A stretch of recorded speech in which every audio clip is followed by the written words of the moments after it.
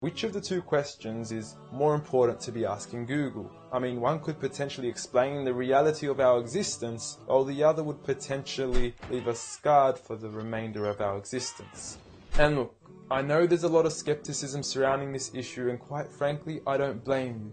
I mean, the meaning of God has been thrown around so often we forgot what it means. From some Zeus-like man in the sky with a big beard, to Thor, to a half-animal, half-human creature, to Kanye West shamelessly producing a track titled I Am God on his album Yeezus, to Eminem then self-proclaiming himself as the rap god, a new brand of clothing titled I Am God, and who could forget Justin Bieber and his believers. You affectionately refer to your fans as beaners.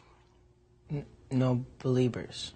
And now I understand that most of this may be exaggerated, and many of these examples are mere semantics and plays on words that are probably being taken out of context, as let's face it, nobody actually believes in Bieber, and I highly doubt that Kanye West considers himself a god. When someone comes up and says something like, I am a god, everybody says, who does he think he is? I just told you who I thought I was, a god. And now Kanye West smashes his head into a street sign really, really hard. Oh! Kanye! Oh, Kanye, you okay? Sounds like Kay's got a new hit. A god. That's who I think I am.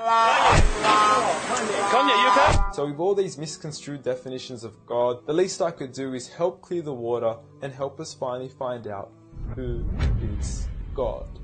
Well, to begin, let's start with the things that we all agree on.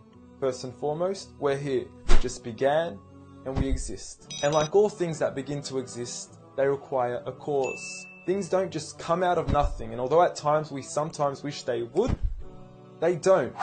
If I told you that this glass sprang into existence, this glass made itself, you said Muhammad Ali's crazy. So in saying that, knowing the cause of us is crucial to understanding who God is. Although we are able to explain that we did have a beginning, as many leading cosmologists have affirmed, we are still left unanswered as to what was the cause of our beginning. And before you lash out saying, oh, but we can't see what happened before we began, or you can't prove there was a creator, we say quite openly, neither can you disprove a creator. And by observing the reality of our world and our existence, its order, its structure, and the systems, I see no reason not to believe in a creator. But then one may ask, where did this creator come from? What was the cause of him? And it will go on forever and ever, which would most probably lead to us never have ever been created. So for God to exist, he must exist without a beginning, therefore not requiring a cause, making him eternal. He should also be transcendent from his creation and not bound by any of the realms he had created, whether it is time, space, or matter. For instance, when Steve Jobs makes an iPhone, he doesn't become the iPhone, he is separate. And of course we could also argue that he is one. This makes the most sense, and it would also avoid any potential conflict between two disputing all-powerful gods with conflicting interests. But we still don't know which God is here. Are you Zeus? Are you Thor? Are you Yahweh? Well, if you agree with everything I've said up until now, you will realize that each of these gods don't fit into our established criteria of who God is.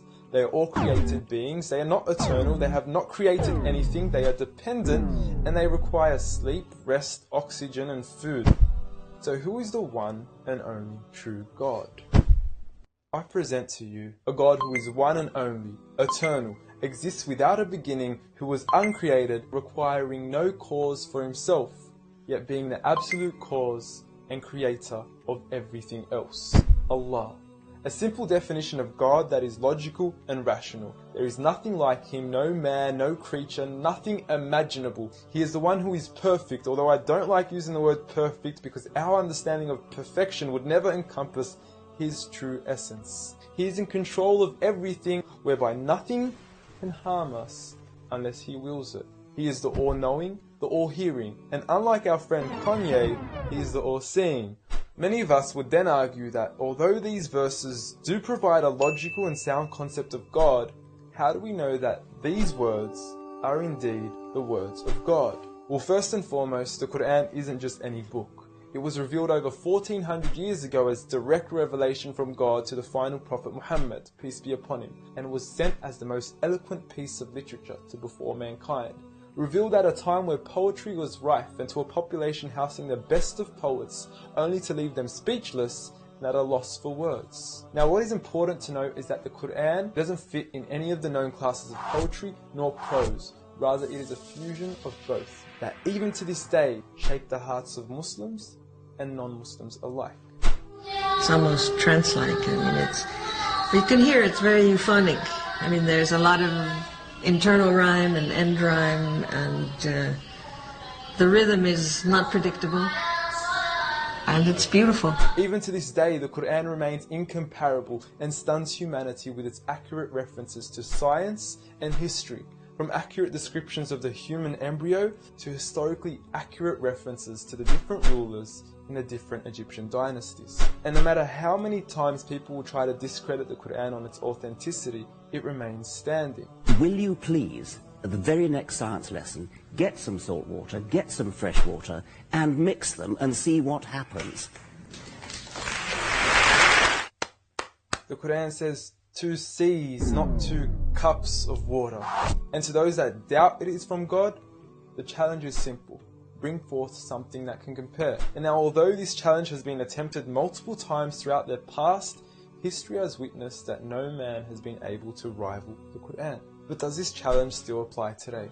Well, we could surely put it to the test, and who better to choose than the self-proclaimed rap god. Call yourself the rap god? Eminem, dubbed the best of his time, being incomparable with anyone in his league. The last thing the world needs is another me. Now, if we compare the works of Allah with the works of Eminem, we are left with this. Lickety gibbity hippity hip hop, rappity rap, packing a mac in the back of the act, pack back rap, yak yakety yak yak. At the exact same time, I attempt his lyrical acrobat stunts. Look, content-wise, I don't know. However, we can't deny that lyrically he is impressive. He has rhythm, rhyme, style, alliteration, and assonance. A short video online even indicates that in one of his songs he almost made every second to third word rhyme. But how does he compare with the Quran's smallest chapter of 3 verses, Surah Al-Kawthar?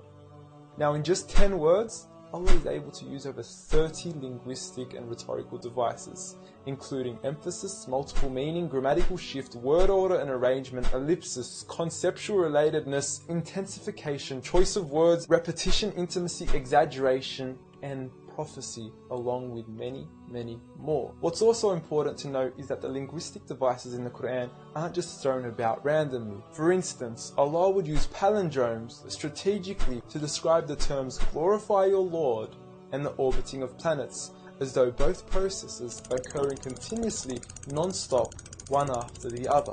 The shortest chapter in the Quran also contains a rhetorical device that no one can compete against nor replicate: prophecy. At the end of the first verse, Allah promises Muhammad, peace be upon him, that he would be given abundant good, at a time when he was at one of the lowest points of his life, with a small amount of followers and low social status. He had even just lost his son, and his enemies were taunting him with cut-off lineage and progeny, yet Allah was promising him abundant good at this time. Such was the prophecy of the Quran, and we certainly indeed see its fulfillment today. With the Quran being the most recited, memorized and practiced book across the entire world, with over 1.6 billion followers today from all walks of life.